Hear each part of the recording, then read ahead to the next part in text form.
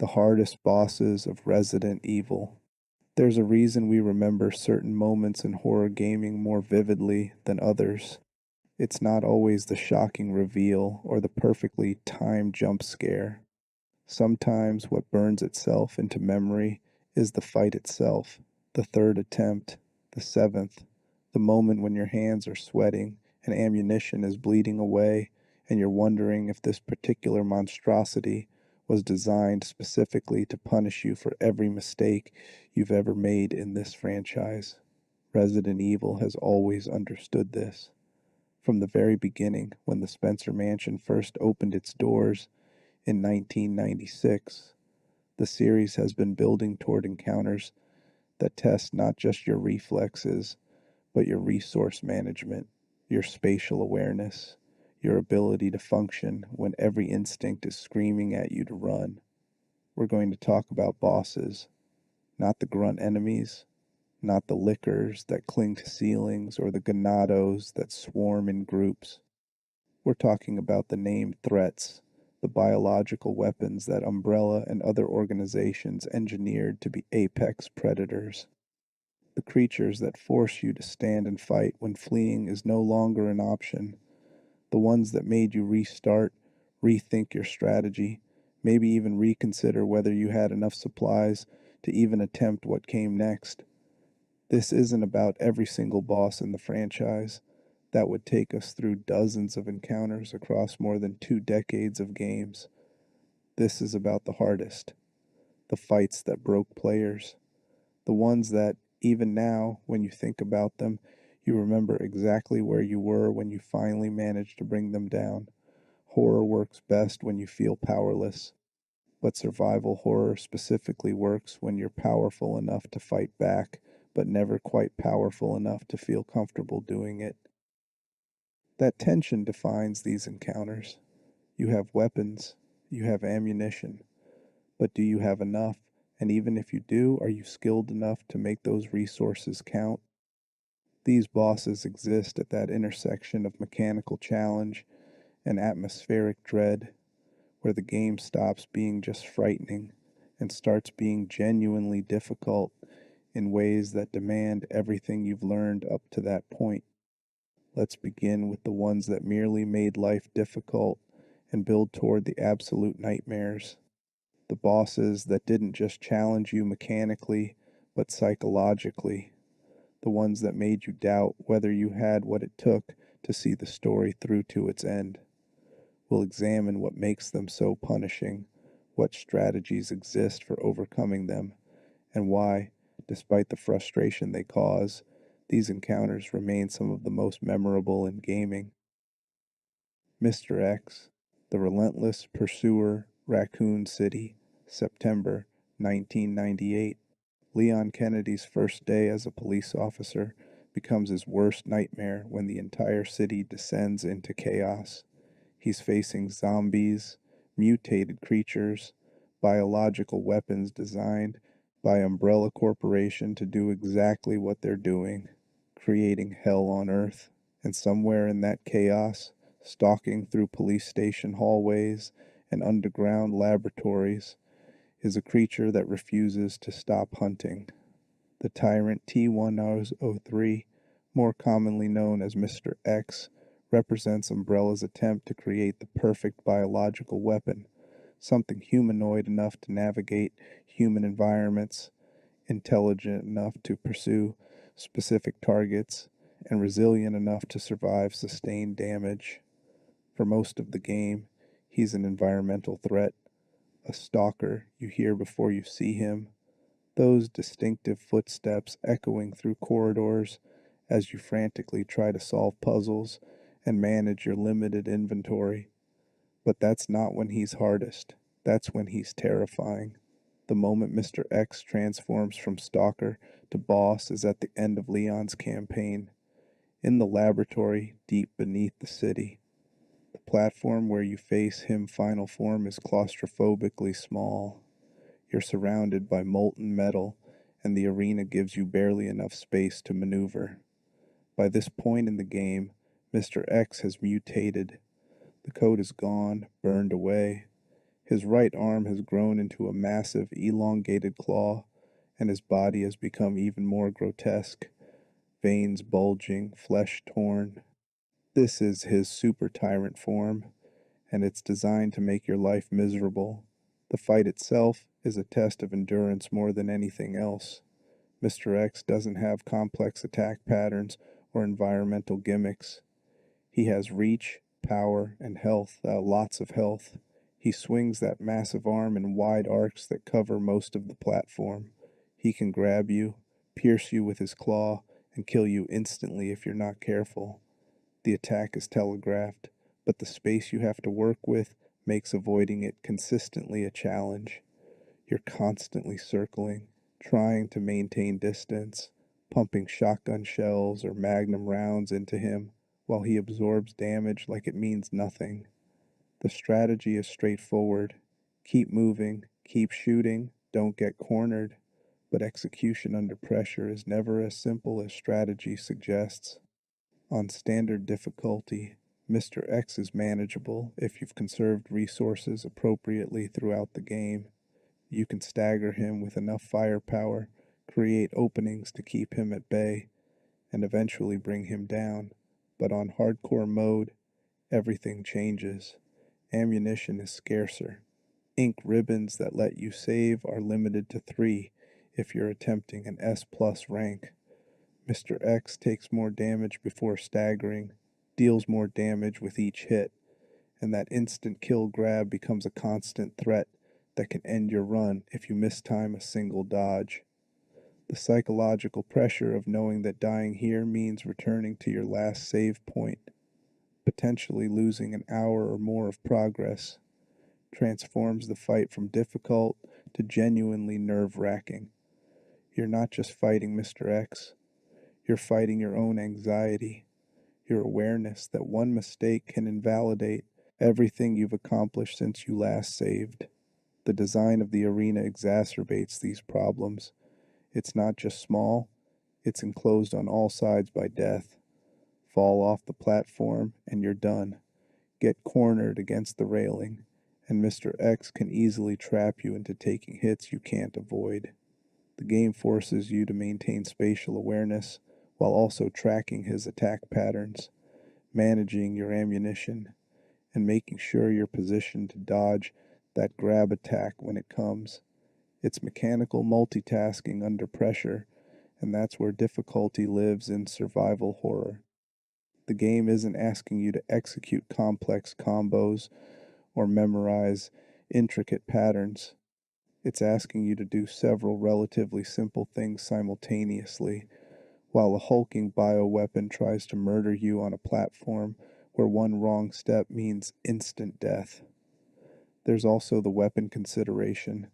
The game provides a rocket launcher if you find it earlier, but assuming you're not using infinite weapons or special unlocks, you're working with whatever you've brought. The shotgun works for stagger, but it burns through ammunition quickly. The Magnum is powerful, but ammo is precious. The handgun won't cut it unless you're exceptionally patient and skilled. This forces resource management decisions in real time during an already stressful encounter. Do you burn through your best ammunition to end this quickly, or do you try to conserve it for whatever might come after, risking more damage taken and more healing items used? There's no perfect answer, which is exactly what makes it difficult. Mr. X's final form isn't the hardest boss in the franchise, not by a considerable margin, but he represents a specific type of difficulty, the endurance test, the resource drain, the fight where mechanical simplicity doesn't translate to ease because the game has put you in a position where even simple tasks become challenging. He's the baseline, the entry point into understanding what makes Resident Evil bosses punishing. Keep him in mind as we move forward because many of the bosses that follow will build on these same principles while adding layers of complexity that make Mr. X look merciful by comparison. Alexia Ashford, the Veronica Transformation Resident Evil Code. Veronica doesn't receive the recognition it deserves. Released in 2000 on the Dreamcast before making its way to other platforms, the game represents the end of the classic Resident Evil formula before the series shifted toward action with Resident Evil 4. Code Veronica is harder than most of the games that came before it. Resource scarcity is punishing, enemy placement is aggressive, and the bosses don't mess around. At the center of the game's narrative is Alexia Ashford, one of the franchise's most memorable antagonists, and her final battle represents one of the most challenging encounters in the entire series. Alexia's backstory matters for understanding why her boss fight works. She's a child prodigy, a genius who, along with her twin brother Alfred, continued the Ashford family's legacy of twisted science in service of creating biological weapons. She experimented on herself with the T. Veronica virus, a strain that grants superhuman abilities, control over other bioorganic weapons, and most notably, the ability to manipulate her own mutations.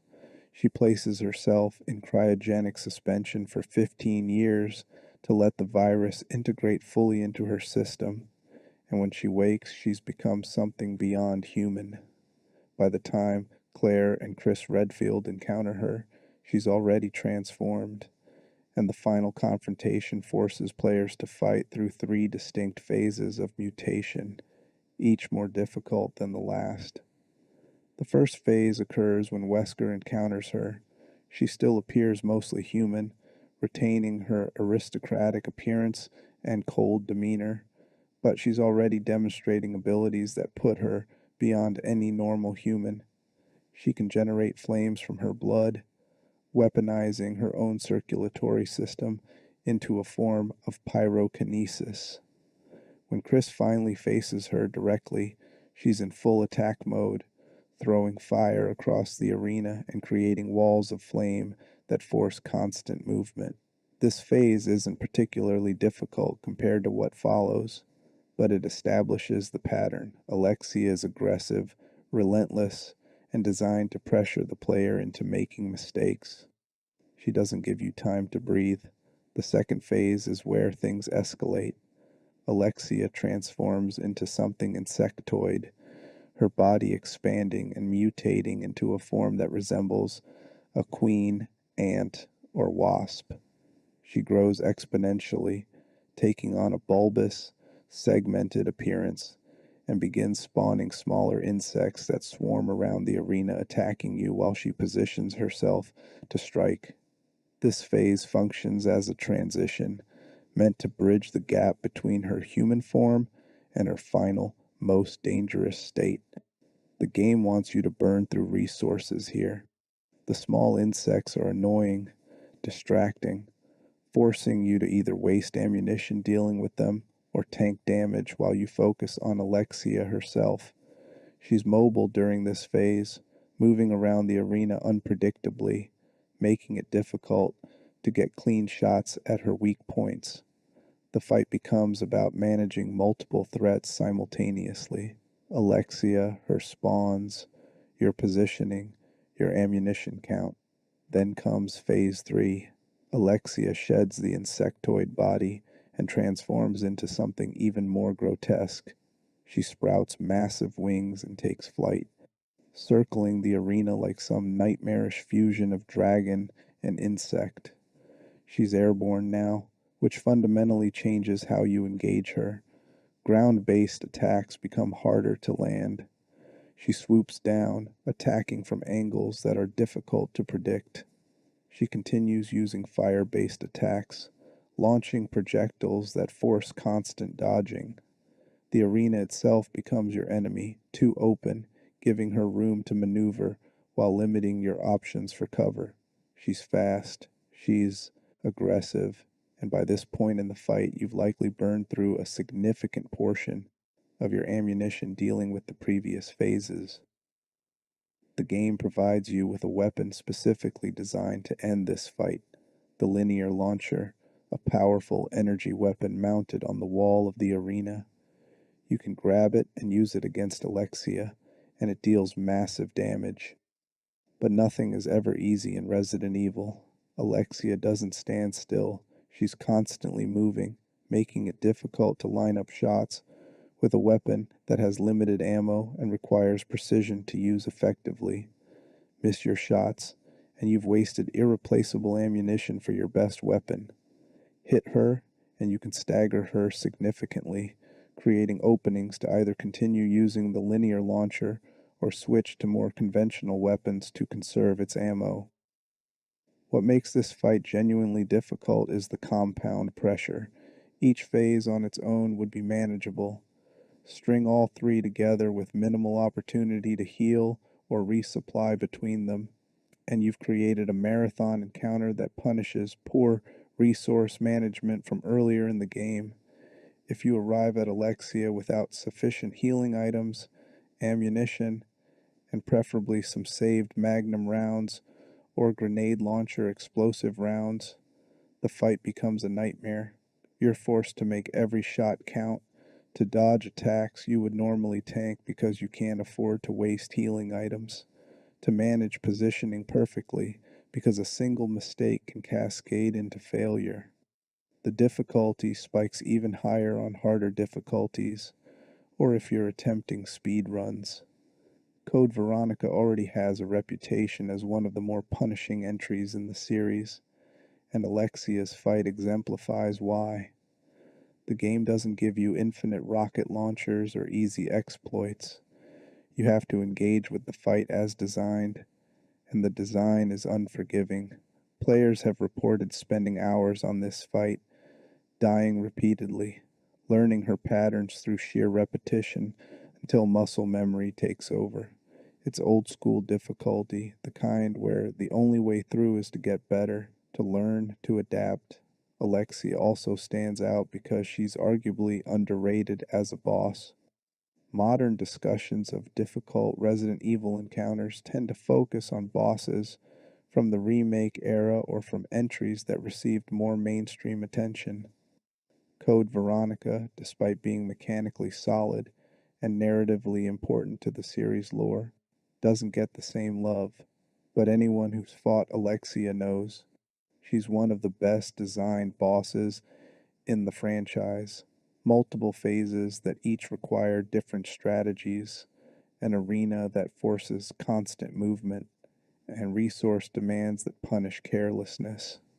The fight feels epic without relying on gimmicks or cutscene transitions every 30 seconds.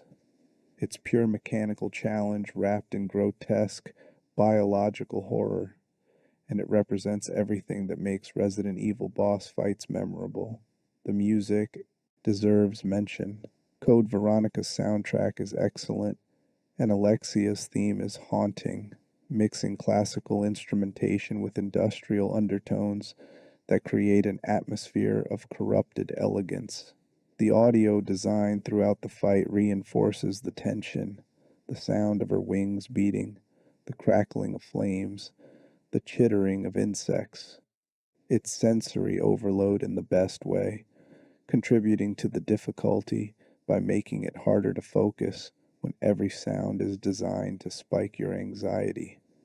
The combination of visual grotesquerie, mechanical challenge, and audio assault makes the fight exhausting in ways that go beyond just depleting your in game resources. It depletes you.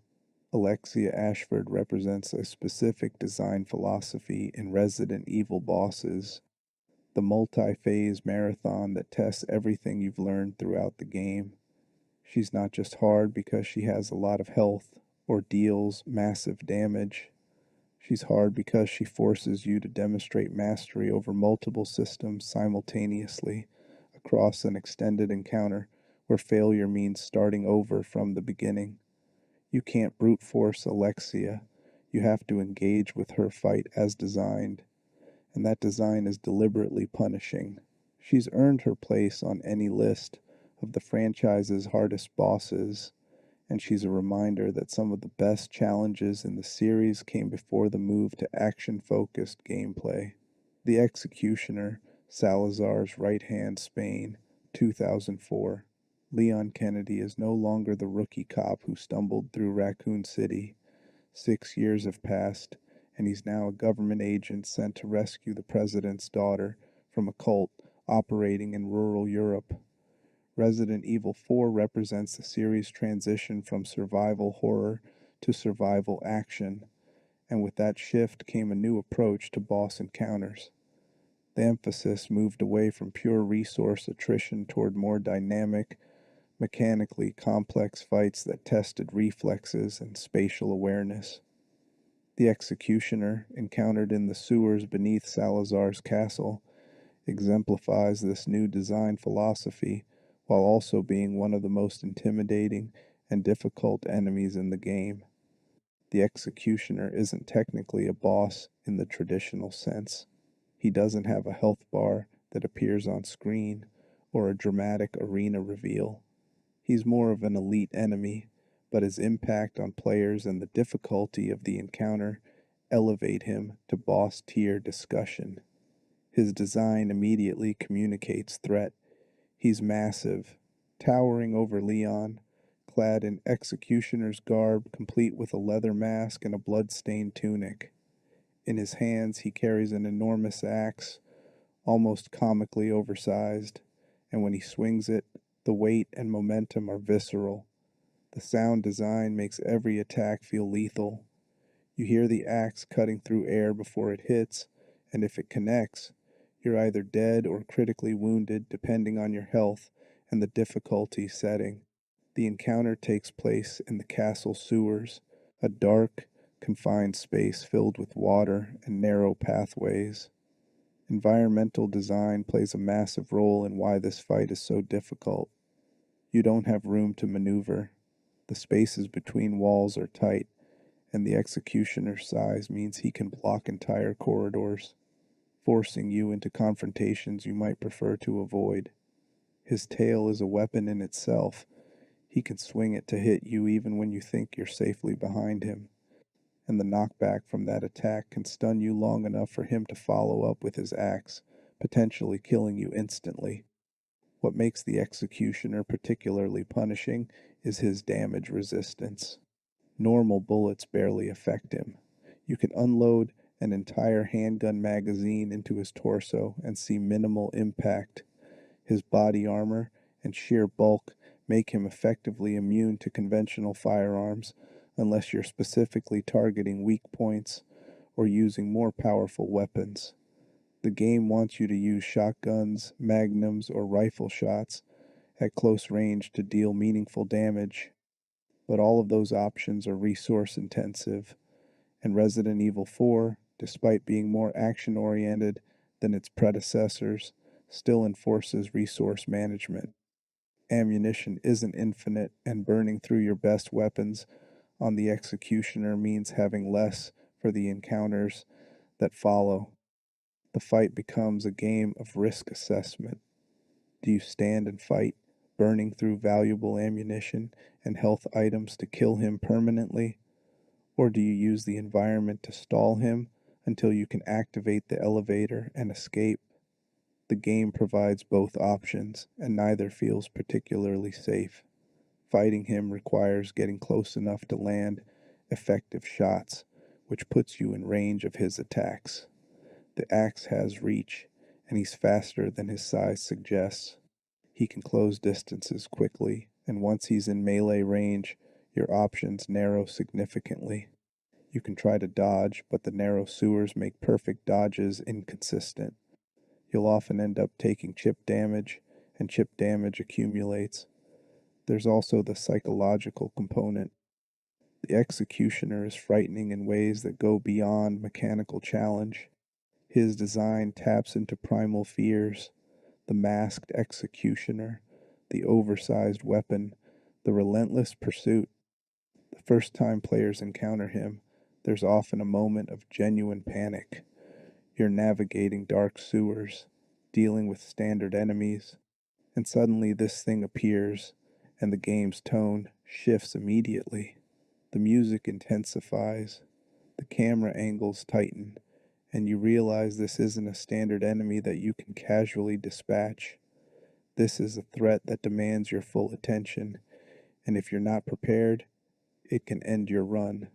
The Resident Evil 4 remake in 2023 reimagined this encounter while preserving what made it memorable. The remake's version is arguably even harder. The executioner received updated animations, more aggressive AI, and an expanded move set that makes him even more unpredictable. His attacks have more variations, making them harder to read and dodge consistently. The arena is similar, but with more environmental hazards, liquid nitrogen canisters scattered throughout that you can shoot to freeze him temporarily, creating openings to deal damage. This addition gives players more tactical options but also raises the skill ceiling. You need to track his position, manage your ammo, and identify when to go for environmental kills versus direct damage, all while under constant pressure. The liquid nitrogen strategy is effective but not foolproof.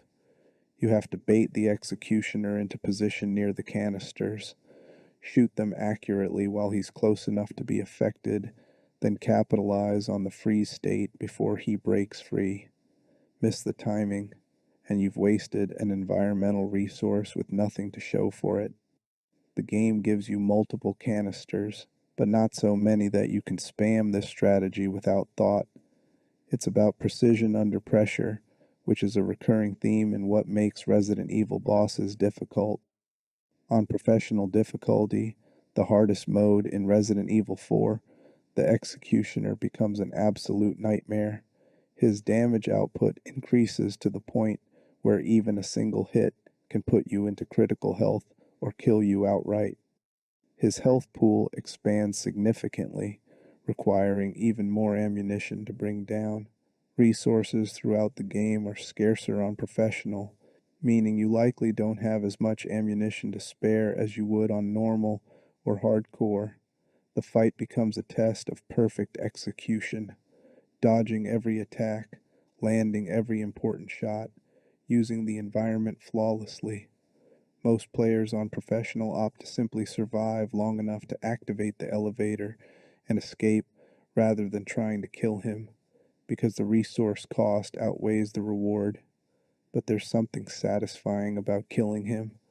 The game acknowledges this by dropping a significant amount of pesetas when he dies, a reward that feels earned because of how hard you had to work for it. It's the game's way of saying, yes, you could have run, but you stood your ground, and here's compensation for the resources you burned. That reward reinforces the optional nature of the fight while also validating players who choose the harder path. The executioner works as a boss encounter because he represents a skill check. He's testing whether you've adapted to Resident Evil 4's more action-oriented gameplay, whether you can handle intense close-quarters combat, whether you understand the game's systems well enough to make smart decisions under pressure. He's a filter, separating players who are merely competent from players who have mastered the game's mechanics. And for those who struggle, he's a memorable wall, a point where they had to stop, reassess, and potentially replay previous sections to arrive better prepared. That's valuable difficulty, the kind that teaches rather than just frustrates. Ramon, Salazar, the grotesque transformation. The eighth Castilian, Ramon Salazar, is one of Resident Evil 4's most memorable antagonists, despite, or perhaps because of, his diminutive stature and theatrical personality. In the original 2005 release, Salazar was unsettling but ultimately manageable as a boss encounter. The remake changed everything. The 2023 version of Resident Evil 4 transformed Salazar's final battle into one of the hardest boss fights in the entire franchise. A nightmare of tentacles, acid, and relentless aggression that tests every skill you've developed throughout the game. The setup matters. Throughout the castle section, Salazar has been a constant presence, taunting Leon over communication devices, sending enemies after him, and generally acting as the architect of misery. He's aligned himself with Los Illuminados, the cult controlling the region, and has undergone his own Plaga transformation.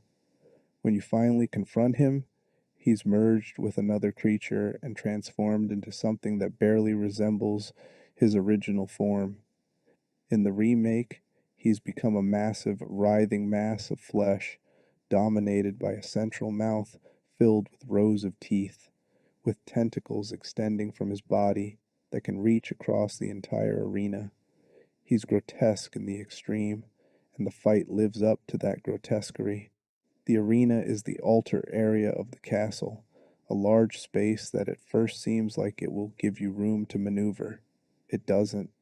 Salazar's tentacles cover ground quickly, and he has attacks that can reach you from nearly any position.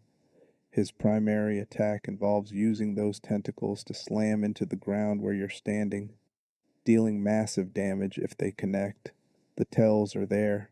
The tentacles rear back before striking, but the window for dodging is tight, and he often chains multiple attacks together, forcing you to maintain perfect movement or risk taking hits you can't afford. What makes this fight especially difficult is the secondary hazard. Salazar doesn't just attack with tentacles, he regurgitates explosive sacks that land around the arena, and if you get close to them or shoot them carelessly, they detonate, dealing heavy damage and potentially stunning you into follow-up attacks. The game forces you to maintain awareness of multiple threats: Salazar's telegraphed attacks, the explosive sacks that limit your movement options, and your own positioning relative to both. It's spatial puzzle solving under intense pressure, and that pressure never lets up. His weak point is his diminutive, original body, now embedded within the larger mutated mass. It's exposed periodically during the fight, but he protects it, and landing shots requires precision. You need to damage him enough to force the weak point to expose itself, then capitalize with heavy damage while you can. Miss the timing, and he recovers, forcing you to repeat the cycle.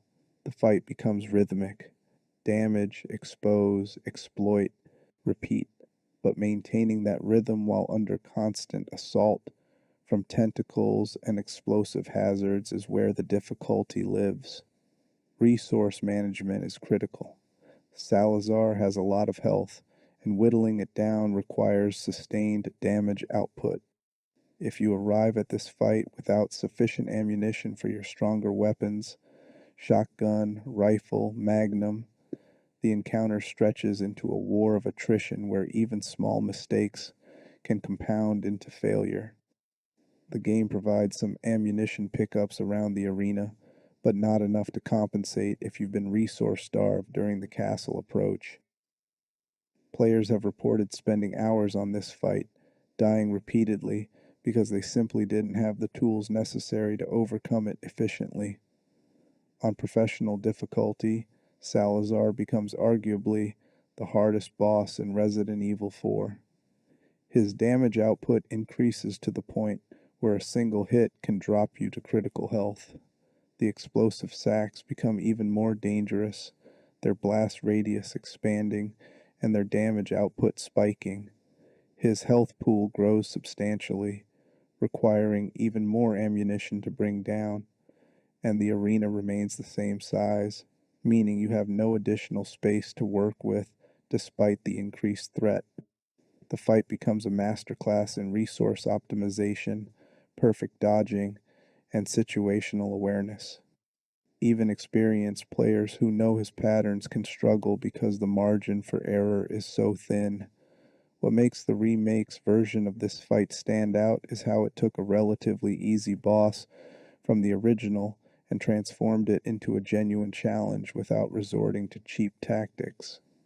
The difficulty is fair but punishing. Every death feels like it was your fault: a dodge mistimed, a resource managed poorly, a positioning error that left you exposed. The game isn't cheating, it's demanding excellence, and that's the best kind of difficulty. The design is also genuinely unsettling. Salazar's mutated form is body horror at its finest: all exposed flesh and teeth, an organic wrongness. The way he moves, the sounds he makes, the visual of his original body embedded helplessly in the larger creature, it's all designed to create revulsion while also demanding your full attention mechanically. You can't just tune out the horror and focus on gameplay because the horror is integrated into the gameplay. The tentacles are grotesque and they're also lethal. The mouth is disturbing, and it's also the source of explosive sacks that you need to avoid. Form and function merge into an encounter that's both mechanically challenging and atmospherically oppressive. The community response to this fight was telling. Players who found the original Resident Evil 4 relatively easy on professional difficulty reported struggling with remake Salazar for hours. Streamers who specialize in the franchise have cited this fight as one of the most difficult in any Resident Evil game. The remake team succeeded in creating a boss that felt like a genuine threat worthy of being the climax of the castle section, something the original version never quite achieved. Salazar went from forgettable to unforgettable, and that transformation mirrors his in game mutation. Both are dramatic increases in scale and threat. For players attempting S plus ranks, which require beating the game on professional difficulty with limited saves and within a time constraint, Salazar represents a potential run ender. You can be hours into a perfect playthrough, conserving resources meticulously, playing flawlessly, and still potentially die here if luck goes against you. That pressure, that knowledge that failure means restarting the entire run, adds another layer of psychological difficulty on top of the mechanical challenge. It's not just about beating Salazar, it's about beating him efficiently without dying, while also preserving enough resources for the encounters that follow. That's a tall order, and it's what makes him worthy of discussion in any examination of the franchise's hardest bosses.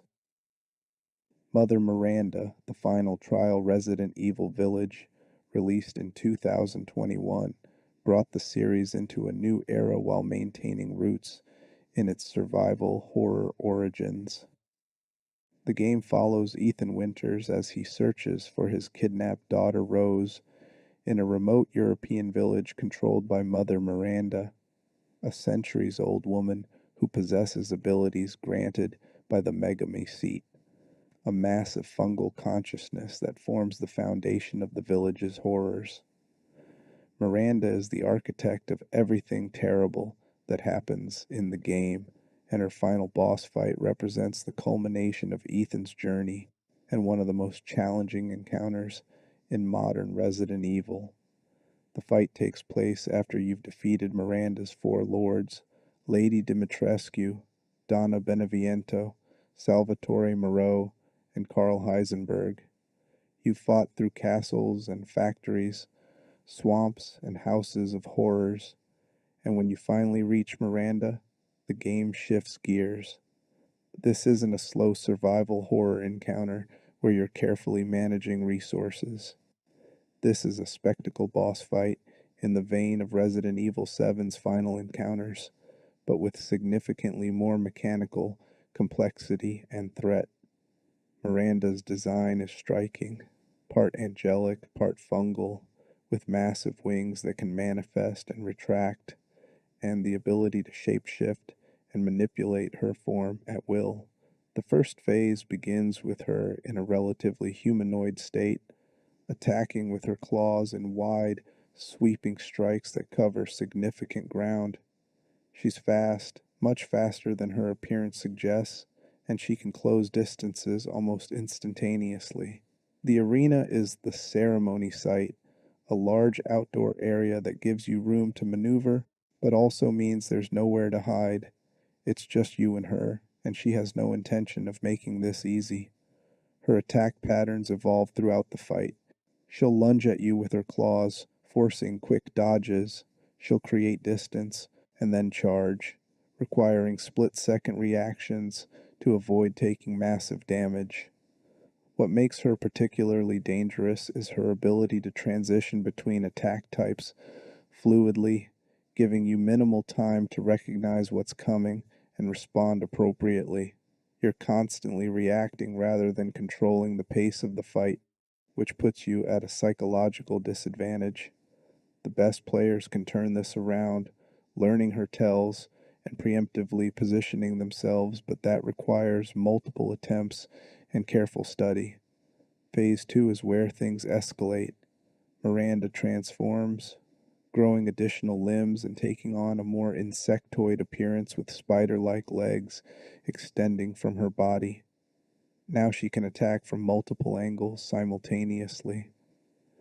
The extra limbs aren't just for show, they're functional weapons that increase her coverage and make it harder to find safe positions. She starts using ranged attacks, creating projectiles of fungal matter that she launches across the arena. These projectiles track you to some degree, requiring active dodging rather than just standing still behind cover. The combination of melee pressure from her claws and legs, plus ranged harassment from projectiles, creates a situation where you're never safe anywhere in the arena. The third phase is pure spectacle horror. Miranda grows wings and takes flight, hovering above the arena and raining down attacks from aerial positions. She creates balls of energy, fungal fire essentially, and hurls them at you in patterns that require precise movement to avoid. The camera angle shifts as she ascends, and tracking her position while also watching for ground-based hazards becomes genuinely difficult. This is where many players die, not because the mechanics are impossible, but because the sensory overload of tracking multiple threats, while also trying to deal damage back at her, exceeds their processing capacity. It's too much happening too fast, and unless you've practiced or have exceptional reflexes, you're going to eat damage. The fight culminates with Miranda catching you, pulling you into a grapple that transitions into a final quick-time event sequence. You have to shoot her with everything you have, literally unloading your weapons into her at point-blank range while she's trying to kill you. This isn't a cutscene, it's interactive, and if you fail, you die and have to restart the entire fight from phase 1. The game gives you enough ammunition during this sequence to finish her, but the stress of the moment combined with exhaustion from the previous phases can cause mistakes. Players have reported dying here after successfully navigating all 3 phases simply because they panicked during the final sequence. What makes Mother Miranda genuinely difficult is the compound nature of the challenge. Each phase alone would be manageable. String all 3 together with no checkpoint between them, and you've created a marathon that punishes any resource mismanagement from earlier in the game. If you arrive without sufficient ammunition for your stronger weapons, or without adequate healing items, the fight becomes exponentially harder. First-time players especially struggle because they don't know what's coming, can't prepare appropriately, and often use resources during the early phases that they desperately need for the later ones. The difficulty perception also varies based on player skill and preparation. Some players report beating Miranda on their first or second attempt with minimal trouble. Others spend hours dying repeatedly, unable to break through. This variance is interesting because it suggests the fight rewards specific skill sets, quick reflexes, pattern recognition, resource management, and the ability to maintain performance under pressure across an extended encounter. If you lack any of these skills, Miranda will expose that weakness ruthlessly. There's also the context of where this fight appears in the game. By the time you reach Miranda, you've been playing for several hours, possibly in a single sitting. You're tired, your reaction times have degraded, and your attention span is taxed.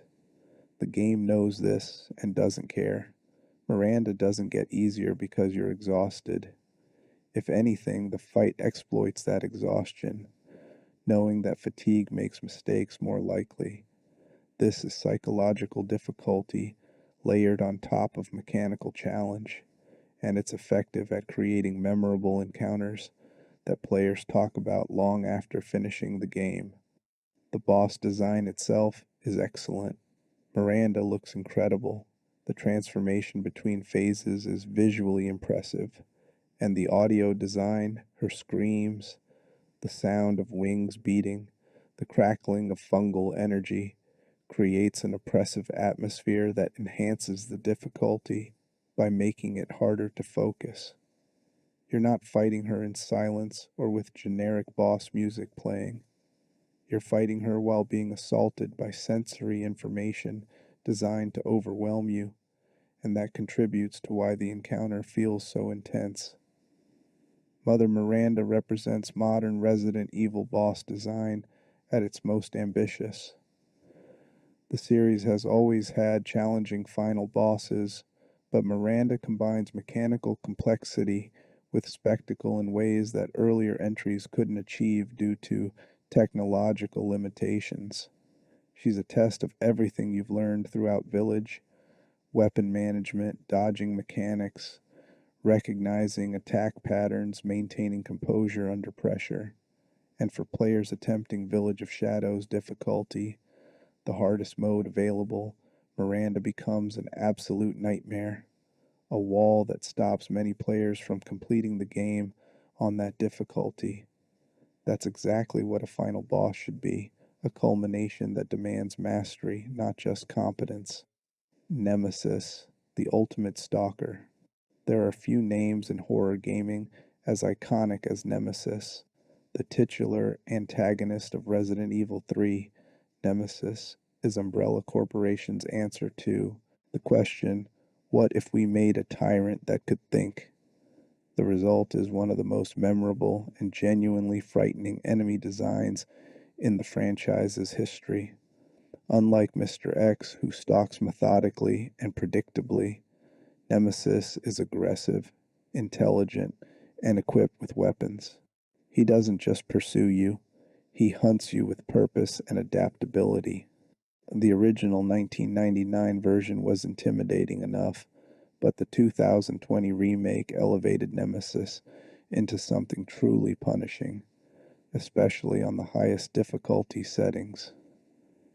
The basic premise of Nemesis is simple but terrifying. He's been programmed to hunt down and eliminate STARS members, the special police unit that survived the Spencer Mansion incident from the first game. Jill Valentine, the protagonist of Resident Evil 3, is STARS, which means Nemesis has one job: kill her. Unlike typical Resident Evil enemies that patrol set areas and can be avoided, Nemesis actively pursues you through entire sections of the game.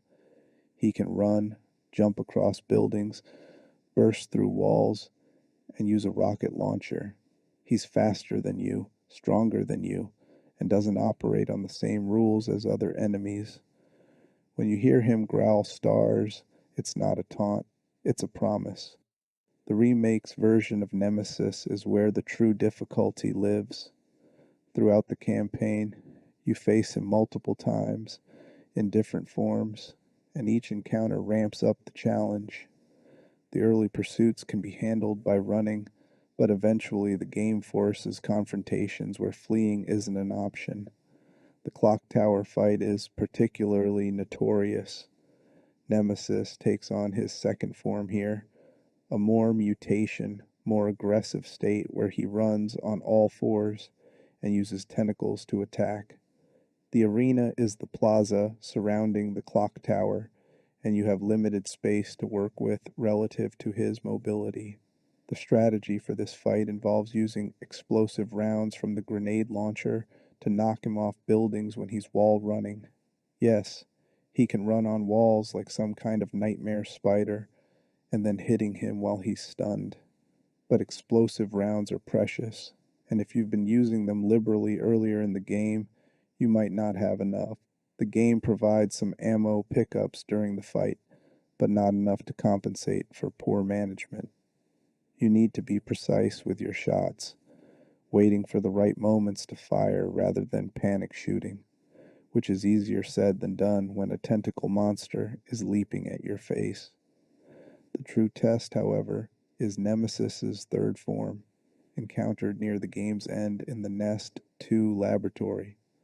This is arguably one of the hardest boss fights in the entire franchise, especially on Nightmare difficulty.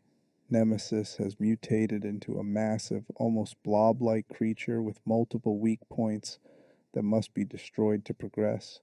He attacks with tentacles that cover huge portions of the arena, and his attacks deal massive damage. The fight takes place in a circular room with a railgun in the center that must be charged by activating power cylinders around the arena's perimeter. This means you need to expose yourself to danger repeatedly to win, and Nemesis will absolutely punish you for it. The mechanics of the fight are straightforward, but execution is where players fail. You shoot Nemesis's weak points, glowing pustules on his body, to stun him temporarily. While he's stunned, you run to one of 3 power cylinders positioned around the room and push it in to charge the railgun. Nemesis doesn't stay stunned long, and if he recovers while you're pushing the cylinder, you're exposed and vulnerable. His tentacle attacks can hit you from across the room, making positioning critical. You need to manage where you're standing relative to both him and the next cylinder you need to activate, all while tracking his attack patterns and timing your shots. Adding to the complexity, zombies spawn periodically during this phase. They're not the main threat, but they create additional pressure, latching onto you and leaving you open to Nemesis's attacks. You need to decide whether to waste ammunition killing zombies or try to manage them through evasion while focusing on Nemesis. Neither option is ideal. Kill the zombies, and you're burning resources you might need. Ignore them, and you risk getting grabbed at a critical moment. It's a resource management problem embedded within a mechanically demanding boss fight, and that combination is brutal. On Nightmare difficulty, everything about this encounter becomes more punishing. Nemesis deals more damage.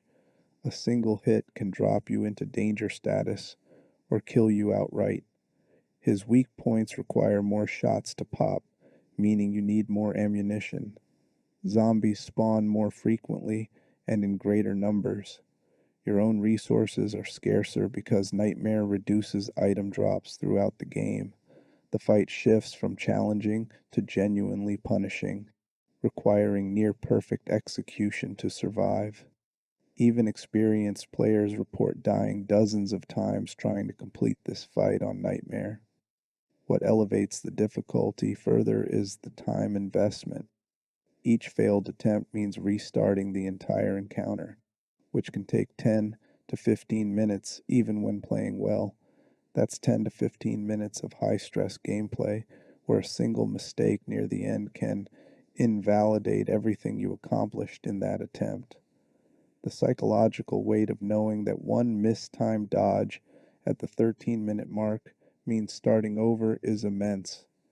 It creates anxiety that makes mistakes more likely, which creates more failures, which increases anxiety.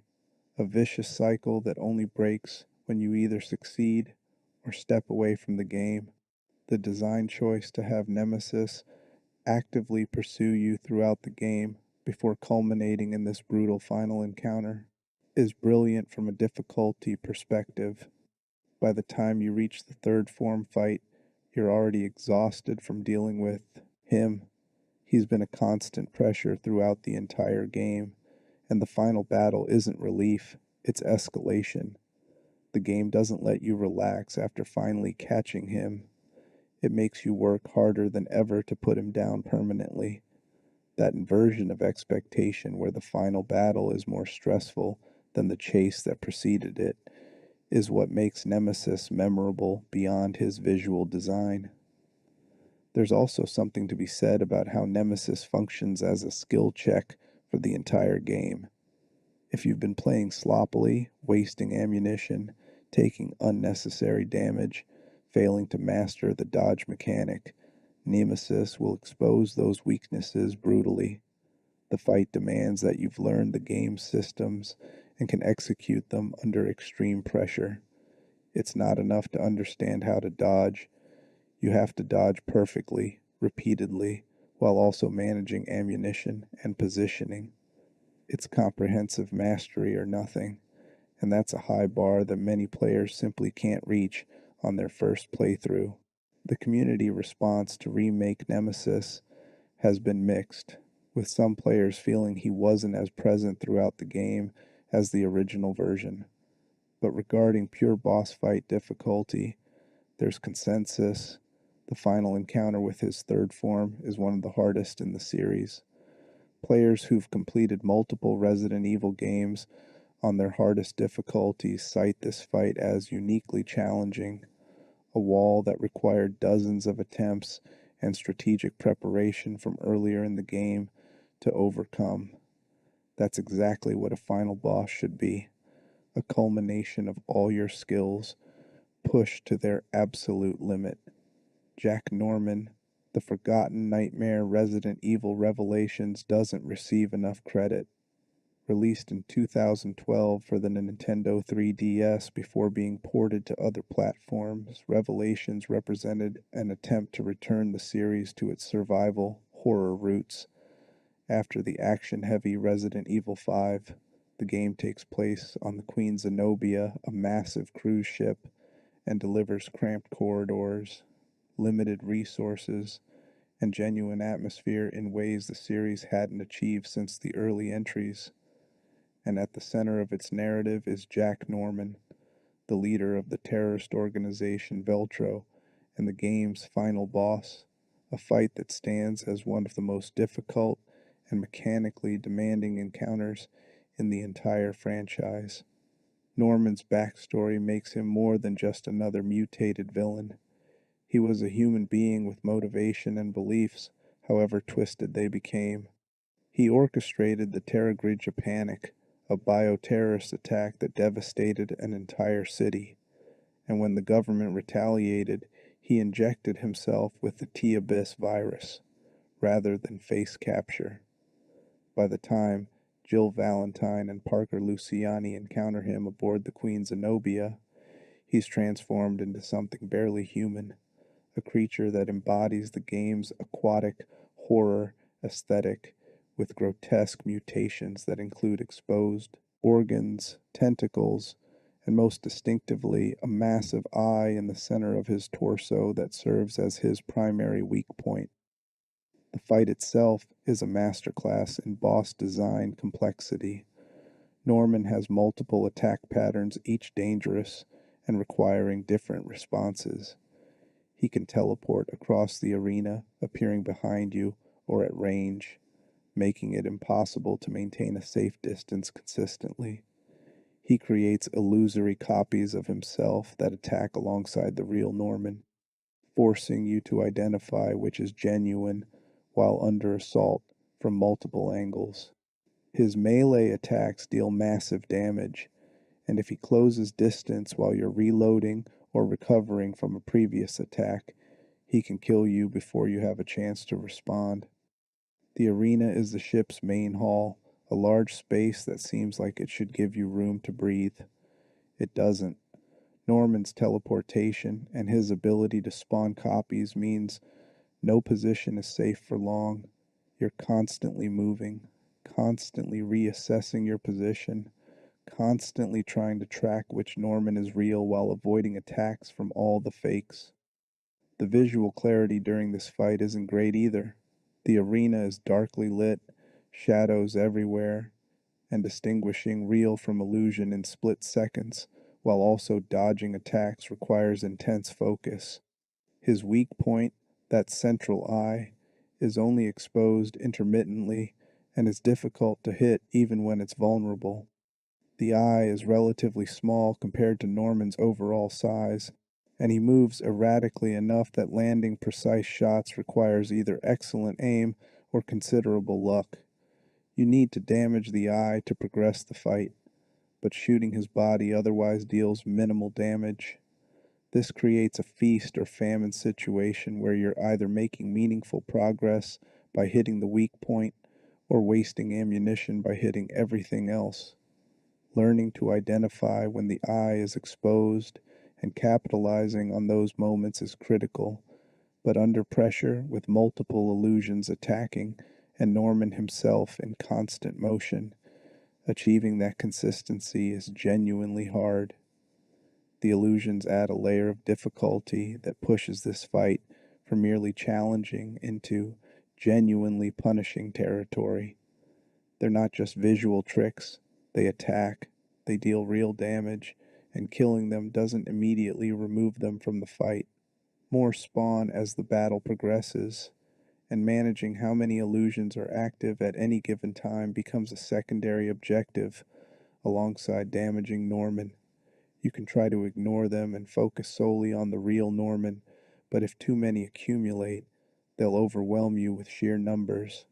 You can try to kill them first to reduce pressure, but that burns ammunition and gives Norman free shots at you while you're dealing with his copies.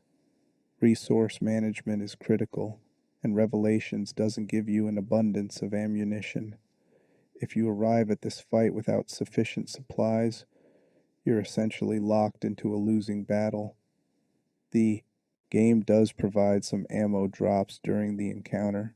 The illusions sometimes drop items when killed, but it's not reliable enough to base your strategy around. You need to bring adequate resources from earlier in the game, which means playing the entire previous sequence with the final boss in mind, conserving powerful ammunition specifically for Norman. That's classic survival horror resource management, and it makes the entire endgame more tense because you know what's coming. The difficulty spikes even higher on Infernal difficulty, the game's hardest mode. Infernal doesn't just increase enemy health and damage, it remixes enemy placements and resource distribution throughout the entire game, making it harder to reach the final boss with adequate supplies. Norman himself becomes significantly more aggressive, his attacks deal more damage, and the illusions spawn more frequently. The fight transforms into a test of absolute mastery, requiring perfect execution of strategies that were merely recommended on lower difficulties.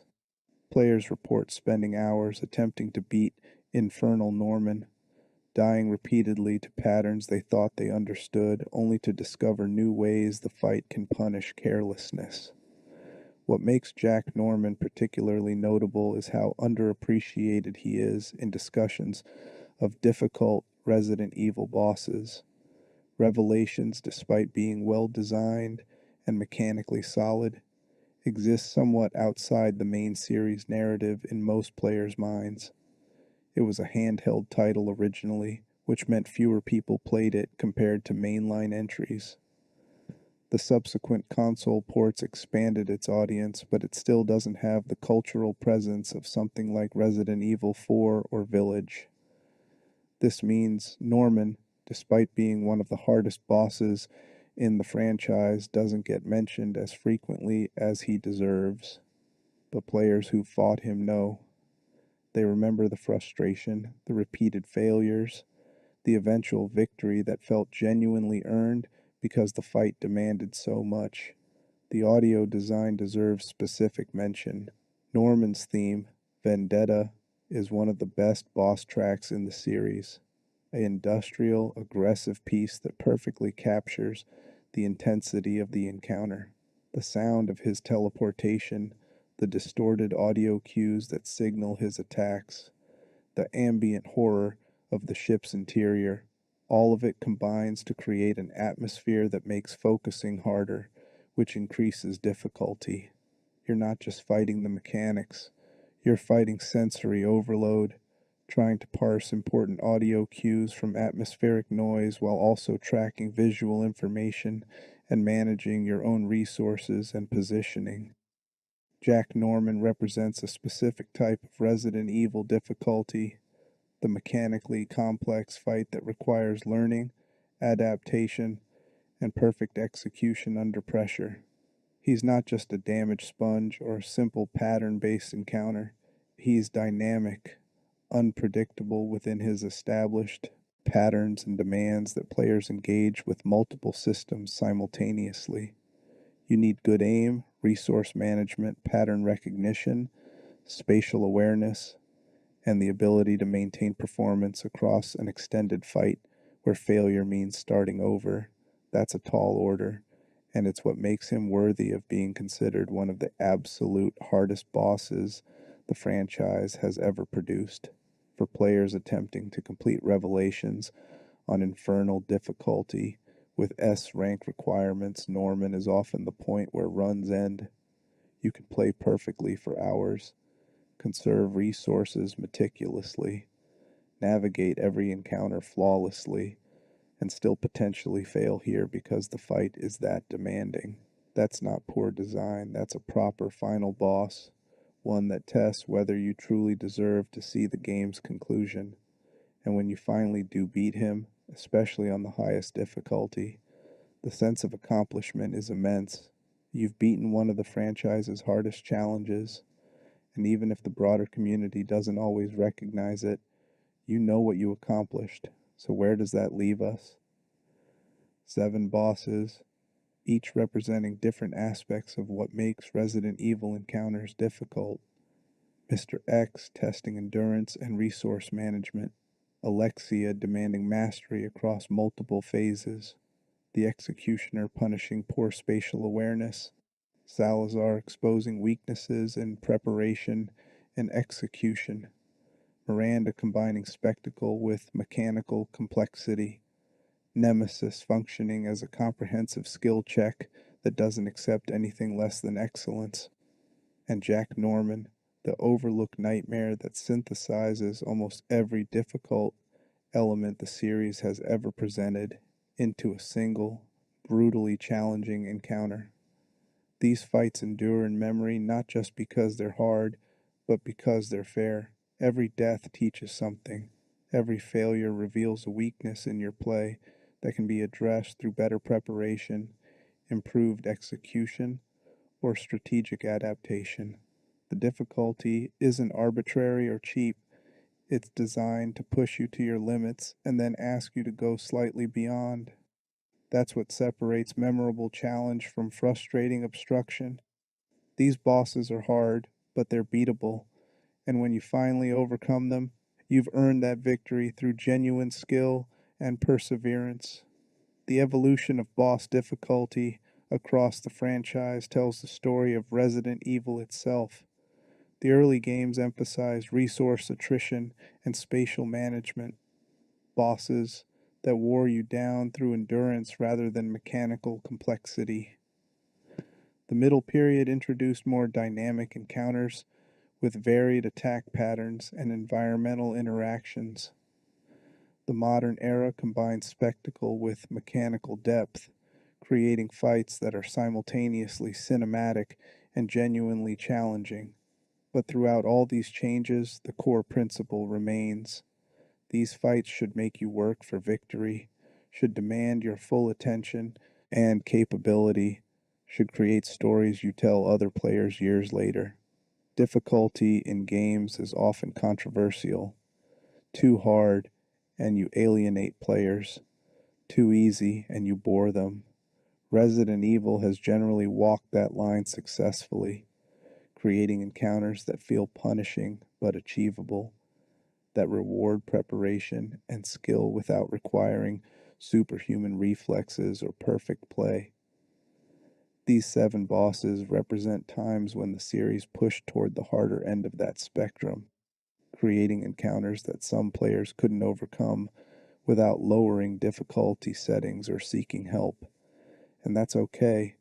Not every challenge needs to be surmountable by everyone. Sometimes the game can say, this is the standard, meet it or fail, and there's value in that, in having genuine walls that require improvement to overcome. For those who fought these bosses and emerged victorious, you know the satisfaction that comes from finally landing that killing blow after hours of attempts. You know the relief when the fight ends and you realize you survived. You know the pride of having conquered something genuinely difficult, of having proven to yourself that persistence and learning and adaptation can overcome seemingly impossible challenges. These bosses gave you that. They were the trial, and you passed, and that experience, that growth from failure to success, is why we play challenging games in the first place. The hardest bosses of Resident Evil are more than just obstacles. They're tests of character, measurements of skill, creators of stories. They're the moments that transform good players into great ones, that separate those who merely complete games from those who master them. They're memorable not despite their difficulty, but because of it, because difficulty creates the conditions for triumph to feel meaningful. And in a series built on survival, on fighting through impossible odds against horrifying enemies, that triumph matters. It's why we remember these encounters, why we discuss them years later, why they remain some of the most talked about moments in one of gaming's longest running and most beloved franchises. These are the hardest bosses of Resident Evil, the gauntlets that had to be run, the trials that tested everything you learned, the monsters that made you earn your survival. They're difficult, punishing, sometimes frustrating, but always fair. And for those who faced them and won, they're proof that when the game asks, "Can you survive?" you answered yes.